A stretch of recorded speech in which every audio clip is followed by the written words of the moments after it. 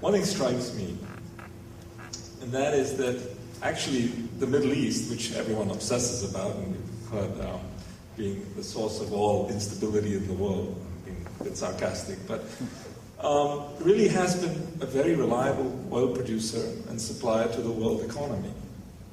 Quietly, without it making any noise, Middle Eastern countries in the Gulf particularly have added capacity. Saudi Arabia added 2.5 million barrels a day of oil capacity, didn't make any noise about it, very quietly. In fact, most of you don't even know what was added, and has increased willingly excess capacity, and the world contributed, really, adding to that 6 million barrels a day that's out there, and is willing to pay the cost for it as energy security for all producers of the world.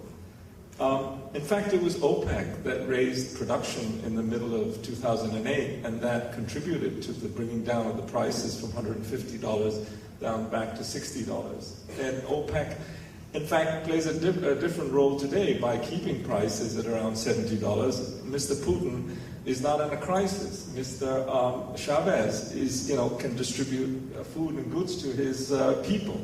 So I think this is something that we kind of forget about the central role, despite a lot of talk on the Gulf being unstable and all of that.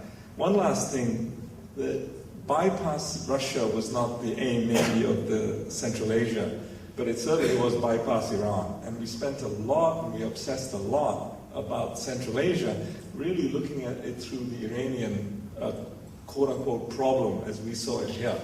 And we wasted a lot of time doing that. We kind of forced Central Asia into selling into the Med markets, where they got a discount for their crude, instead of selling into Asia, which is where the real demand was. And so Washington really distorted the world oil markets in many ways because of this obsession with Iran.